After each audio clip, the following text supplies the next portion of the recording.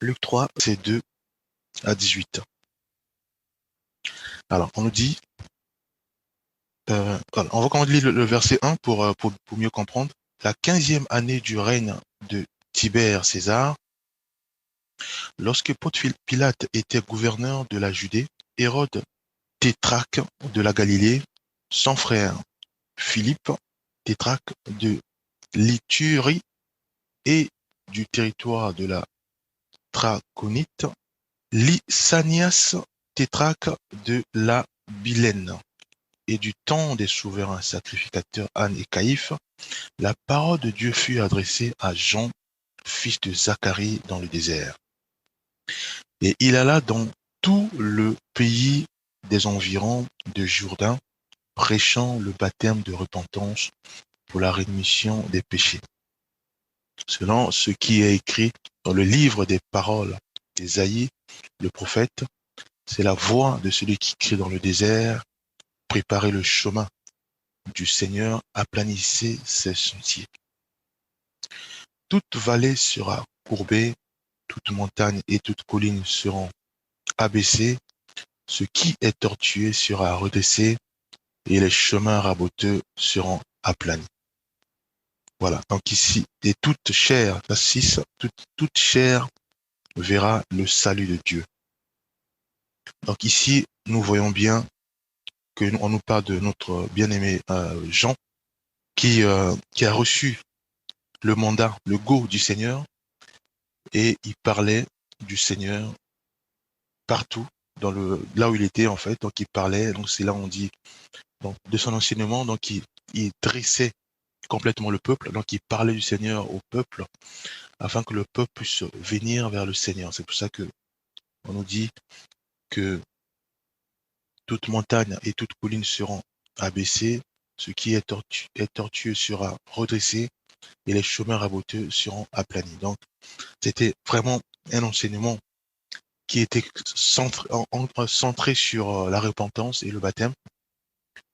Donc, ces gens, en fait, qui va mener ce travail puissamment avec l'Esprit Saint.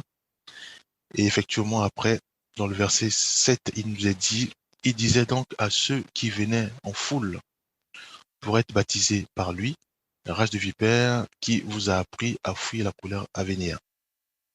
Produisez donc des fruits dignes de la repentance et ne vous mettez pas à dire en vous-même, nous avons Abraham pour père, car je vous déclare que de ces pierres, Dieu peut susciter des enfants à Abraham.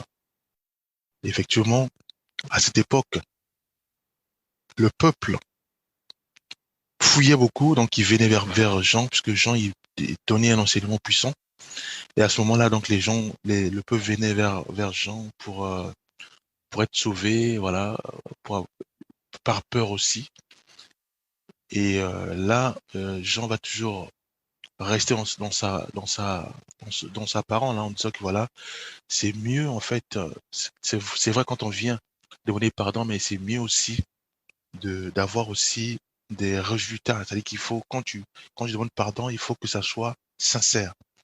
Si par exemple, on décide de laisser le péché, on décide d'arrêter, par exemple, de prendre, par exemple, la drogue, on décide de, de, de ne plus pécher, par exemple, en volant ou voilà, c'est-à-dire quand j'y volais, c'est-à-dire que prendre quelque chose d'autrui sans consentement, à ce moment-là, il faut que ça soit aussi réel. Il faut vraiment prendre une décision ferme. Donc, en gros, on était toujours dans la repentance. Donc, il demande quand on fait une repentance, il faut que la repentance soit sincère. Il faut se dire que voilà, j'arrête de pécher, j'arrête de faire du mal, j'arrête de d'insulter les gens, j'arrête par exemple de faire par exemple voilà de convoiter par exemple quelque chose ou de mal parler à mes parents. Donc, quand on prend une décision d'arrêter, mais il faut que ça soit sincère. Il faut vraiment que ça soit sincère. Et c'est là où maintenant il dit de produire des fruits. C'est quoi produire des fruits? C'est-à-dire que il faut qu'après, si c'est au niveau familial, il faut qu'au niveau de la famille, les membres de la famille regardent, constatent que effectivement notre frère ou notre enfant ou mon épouse ou mon époux a totalement changé parce qu'effectivement ce qu'il faisait avant, il le fait plus. Donc ce qu'il faisait avant, il ne le fait plus. Il faut que la personne ou nous, quand nous nous repentons, il faut que ça soit sincère. Et une fois que c'est sincère, il faut que nous puissions produire des fruits. Il faut que nous puissions montrer à notre Seigneur et à notre entourage que nous avons réellement changé. Donc, nous ne ferons plus ce que nous faisons avant. Enfin, nous ne ferons plus le péché qu'on faisait avant. Donc, nous allons continuer. Et dans le verset 9, il nous est dit, déjà même la cognée est mise à la racine des arbres. Tout arbre donc qui ne produit pas de bons fruits sera coupé et jeté au feu.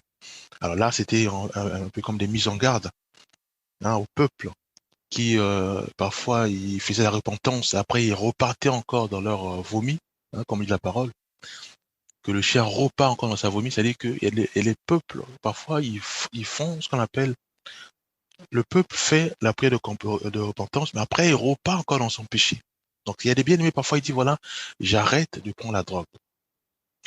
La personne prend cette décision d'arrêter la drogue. On prie, on jeûne, mais après, le bien-aimé, après, on finit la prière, un jour, 2 jours après, ou même dans la journée, dans le soir, prend encore la drogue. C'est là où Jean dit, dans les mises en garde, on dit que voilà, que déjà même la cognée, parce qu'en fait, il y a des conséquences dans tout ça.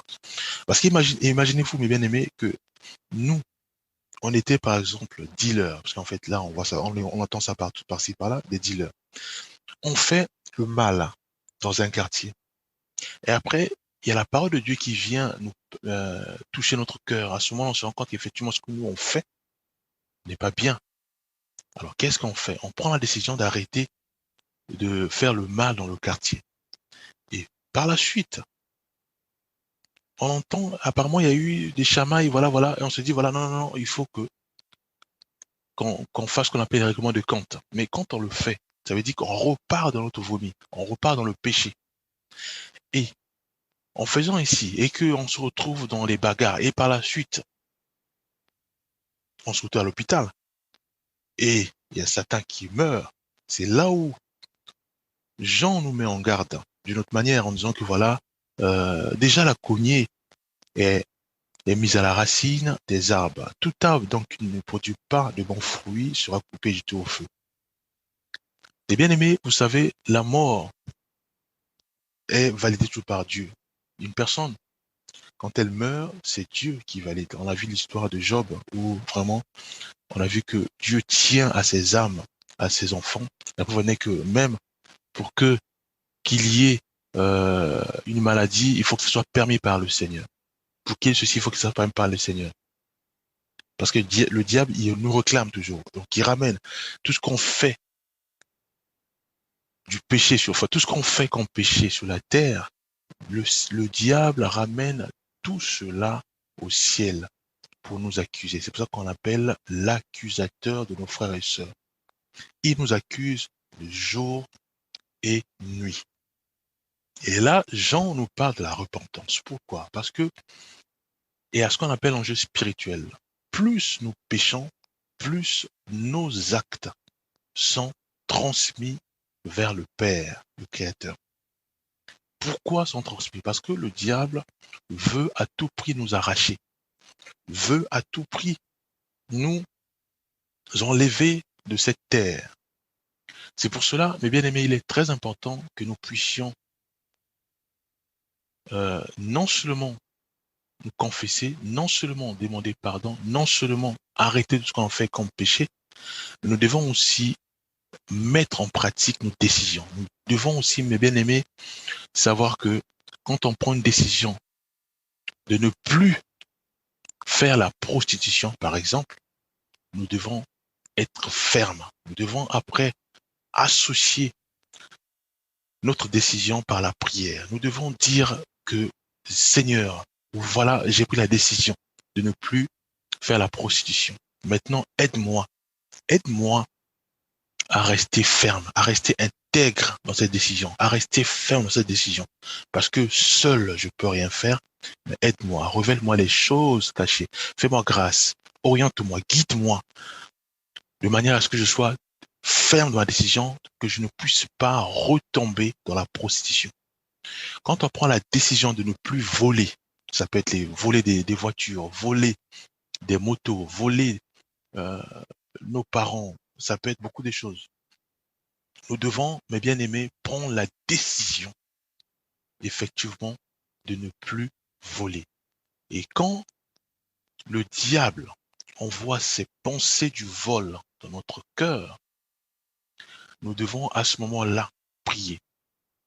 Quand à ce moment-là, on sent qu'on a les pensées qui vont nous pousser à prendre la cigarette ou à prendre la drogue parce que on a senti qu'il y avait, par exemple, un passant qui fumait, par exemple, de la drogue ou fumait, par exemple, de la cigarette. Et à ce moment-là, le diable nous envoie ces pensées-là. Mais quand on ressent ces pensées-là, c'est à ce moment-là, bien aimé, que nous devons maintenant prier. Il faut que ces pensées-là nous poussent à prier. Il faut que quand on arrive à avoir les pensées, par exemple, de, de nous masturber, par exemple, à ce moment-là, nous devons prier. Quand les pensées impures viennent en nous, mais bien à ce moment-là, nous devons nous réaliser que c'est à ce moment-là que nous devons prier. Qu'est-ce que nous devons prier? Nous devons prier que Dieu, dans sa miséricorde, puisse nous faire grâce de ne pas retomber. Que Dieu, dans sa miséricorde, puisse nous faire grâce de ne pas pécher. C'est très important et bien aimé de, de rester ferme dans notre décision, de ne plus tomber. Pourquoi? Parce que en tombant dans le péché, il y a des conséquences. Quelles sont les conséquences? Les conséquences, c'est quoi? C'est que le diable, Satan, la Bible l'appelle le malin, il ramène tout ce que nous on fait comme mal au Père pour nous accuser. Parce qu'une fois qu'on est accusé, une fois que le diable a le go de notre Créateur, c'est là où il vient pour nous arracher de cette terre. Parce que n'oublions pas que c'est Dieu qui permet toutes choses. Dieu, il permet toutes choses. Alors, si aujourd'hui, mon bien-aimé, la parole de Jean résonne encore dans notre cœur, c'est pour dire que, mes bien-aimés, nous devons nous examiner, nous devons réaliser que quand Jean dit que tout arbre qui ne produit pas de bons fruits sera coupé et jeté au feu, nous devons nous réaliser que ça nous concerne nous aussi. Il est important, mes bien-aimés, car nous sommes faibles, certes, mais il est important de toujours demander au Seigneur de nous donner la force de ne pas tomber dans le péché, de nous donner la force de ne pas pécher, de ne pas retomber dans le péché. C'est très important, mes bien-aimés. Et dans le verset 10, la foule l'interrogeait, disant, que devons-nous donc faire? Il leur répondit que celui qui a 2 tuniques partage avec celui qui n'en a point, et que celui qui a de quoi manger agisse de même. Il vint aussi des publicains pour être baptisés, et ils leur dirent, Maître, que devons-nous faire? Il leur répondit, n'exigez rien au-delà de ce que vous a été ordonné. Des soldats aussi lui demandèrent, et nous, que devons-nous faire? Il leur répondit, ne commettez ni extorsion ni fraude envers personne, et contentez-vous de votre solde. Alors là aussi, on voit en fait quelques exemples, quelques détails. Il y en a beaucoup. Hein. On sait que la personne qui prend la drogue, si cette personne prend la décision d'arrêter la drogue, la personne doit maintenant produire des bons fruits. C'est quoi produire des bons fruits? Consoler ceux et celles qui sont dans la même situation que lui. Parler à ses collègues que, mes bien-aimés, il est important de sauver notre âme, de garantir notre salut. Arrêtons de fumer la drogue. Arrêtons de fumer, de prendre la cocaïne. Arrêtons de prendre la cigarette. Pourquoi? Parce que ça détruit le corps. Parce que ça nous, ça nous, euh, ça nous gaspille. Car le temple du Seigneur, c'est un temple que nous devons préserver. Notre corps est le temple du Saint-Esprit. Voilà, c'est ça, produire des bons fruits. Arrêter, prendre la décision d'arrêter et aussi parler à ton entourage. Si par exemple, tu avais des amis où vous prenez l'alcool en excès, c'est-à-dire vous prenez l'alcool en excès, et que toi, tu prends la décision d'arrêter de boire, gloire à Dieu. Maintenant, il faut maintenant produire des bons fruits. C'est quoi? Ça commence par toi-même. Donc, tu prends la décision ferme de ne plus boire, et aussi, par la suite, il faut aussi parler à tes collègues. De dire, voilà, arrêtez de boire, c'est pas bien, arrêtez de boire, c'est pas parce que ça gaspille le corps, parce que ça pousse les gens à parler mal aux gens, ça pousse les gens à tomber dans le péché. Voilà, ça peut être aussi la prostitution. Tu prends la décision d'arrêter la prostitution. Maintenant, après, il faut maintenant rester ferme dans la prière en cherchant la miséricorde du Seigneur.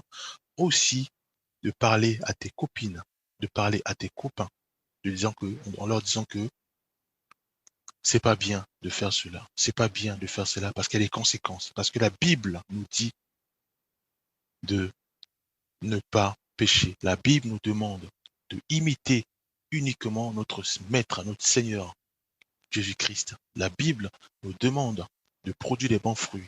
La Bible nous met en garde sur ce genre de pratique de la prostitution. C'est ça, mes bien-aimés, produire des bons fruits.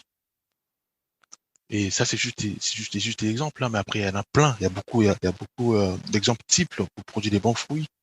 Imagine, si par exemple, tu étais colérique et que tu te chamaillais à tout moment et que voilà, c'est quoi? Tu prends la décision de ne plus pécher. Tu pries avec le Seigneur. Tu demandes la miséricorde du Seigneur afin qu'il puisse t'aider de ne plus tomber ou sombrer dans la colère, dans la colère. Et à ce moment-là, mes bien-aimés, maintenant, c'est quoi pour les bons fruits?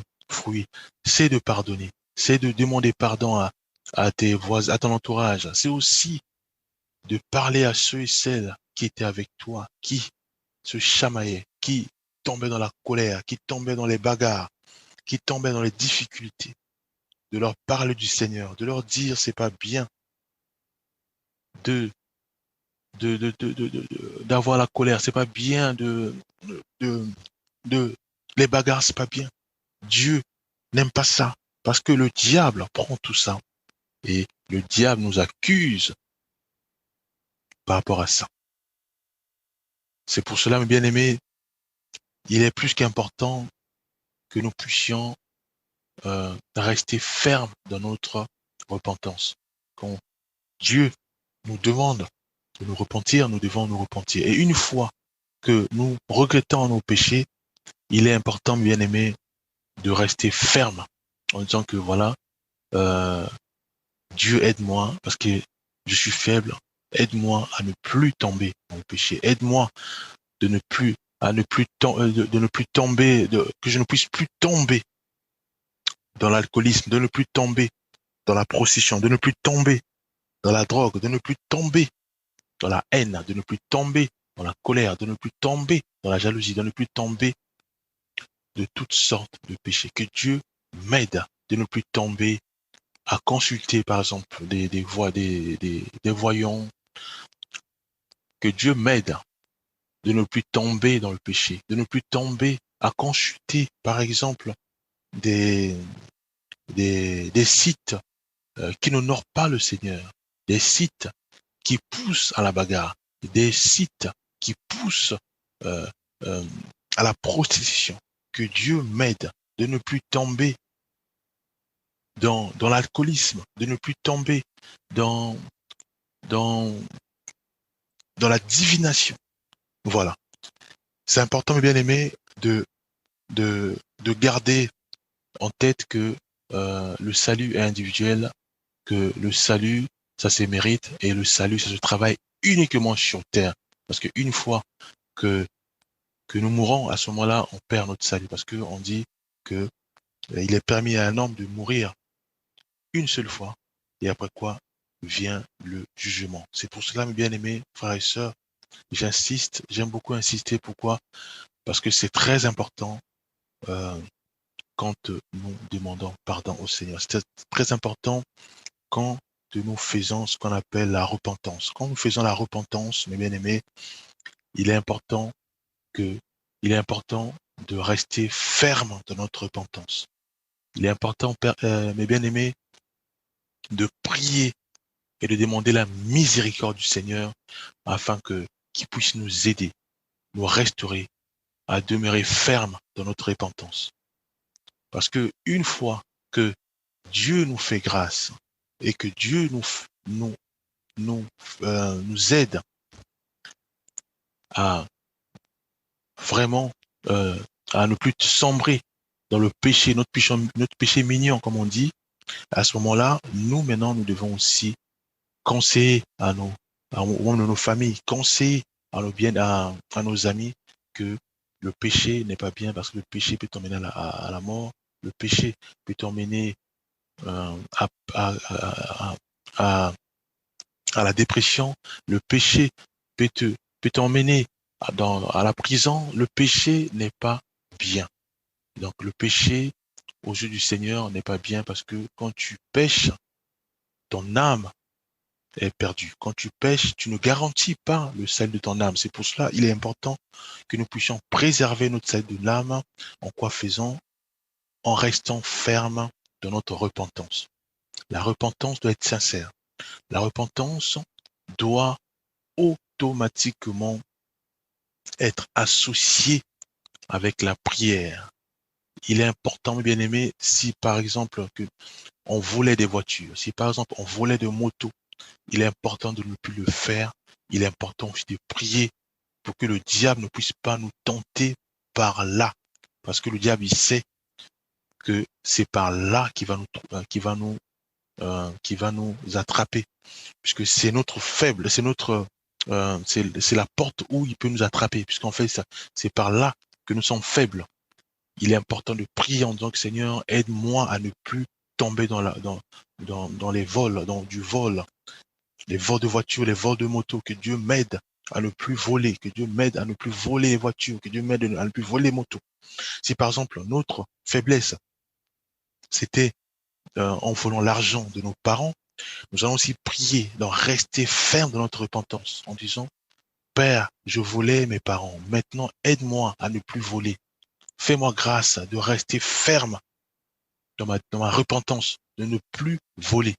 Si, par exemple, c'est ça, mes bien-aimés, quand on le fait comme ça, Dieu nous aide. Et quand Dieu nous aide, mes bien-aimés, on pourra plus tomber dans le vol. On pourra plus tomber parce que là, le diable ne pourra plus nous accuser par le vol. Il pourra plus nous accuser par le vol. Si, par exemple, c'est les disputes. Si on aime trop disputer, c'est pas bien parce que ça nous emmène à l'enfer. Ça nous emmène à perdre notre salut. À ce moment-là, qu'est-ce qu'on fait? On tombe on tombe dans la repentance, oui. Maintenant, après, il faut l'associer à la prière en disant que voilà, aide-moi à ne plus chercher des querelles. Aide-moi à ne plus chercher à me chamailler. Aide-moi à ne plus tomber dans ça. Parce que quand on prie comme ça, Dieu va nous aider. Parce que quand on prie pas et qu'on demande pardon au Seigneur, après, on laisse passer. Le diable, il sait que c'est par là qu'il va nous attraper. Qu'est-ce qu'il fait? Il va susciter d'autres choses pour t'énerver et aussi tomber dans les disputes, les chamailles. Donc, mes bien-aimés, la repentance est très importante. Nous devons être fermes dans notre repentance et une fois que nous nous repentons, nous devons à tout prix associer à cela, associer la prière à notre repentance, rechercher la miséricorde du Seigneur, produire des bons fruits, comme dit notre bien-aimé Jean. C'est quoi produire les bons fruits? Changer complètement la page, de ne plus tomber dans le péché, tomber dans la prostitution, tomber dans la drogue, tomber dans tout ce qui est vol, tomber dans, dans le jonglage, tout ce qui est mensonge, tomber dans ça et de aussi parler à notre entourage, parler à nos voisins que il est important de faire comme moi, de ne plus tomber dans la prostitution, de ne plus tomber dans la drogue, mais de rechercher la face du Seigneur, de rechercher à être intègre dans notre repentance. Parce que c'est ça la base, mon bien aimé. C'est ça la base d'une vie chrétienne. Pour être un bon chrétien, pour être un bon disciple du Seigneur Jésus-Christ, il est important déjà de commencer par la repentance. Et une fois que nous repentons, nous devons travailler du jour au jour notre repentance. Parce que le diable, il rôde. Le diable, il vient toujours pour nous tenter sur des choses qui nous, qui nous font tomber. Donc c'est pour cela que nous devons travailler du jour au jour notre repentance. Travailler notre repentance dans la prière et aussi de continuer à conseiller les autres, de continuer à parler aussi à notre entourage la repentance du Seigneur. Voilà, j'ai fini. Que Dieu nous bénisse, que Dieu nous fasse grâce de d'être ses disciples en commençant par la repentance sincère et en recherchant aussi sa miséricorde pour que nous soyons totalement restaurés. Je prie, Père Céleste, nous remettons chacun de nous entre ta main. Père, tu vois notre faiblesse, tu vois nos difficultés, tu vois par où nous tombons, car tu connais tout de nous. Nous sommes rien, nous sommes nus devant toi. Tu connais tout en nous. C'est pour cela, Père Céleste, nous sommes faibles. Aide-nous, ô Éternel des armées, à être fermes dans notre repentance. Aide-nous, Père Céleste, à être fermes dans notre repentance. Et permets à ce que, ô Éternel des armées, dans ta miséricorde, tu puisses nous restaurer totalement. De manière à ce que aussi nous puissions parler à nos parents, à nos frères, à nos amis, de faire comme nous, de rechercher aussi leur repentance, afin que oui, nous puissions garantir notre salut, afin que oui, nous puissions être tes disciples, parce que nous voulons à tout prix être tes disciples. Béni sois-tu, Père Céleste, dans le nom puissant de Jésus-Christ, nous avons ainsi prié. Amen.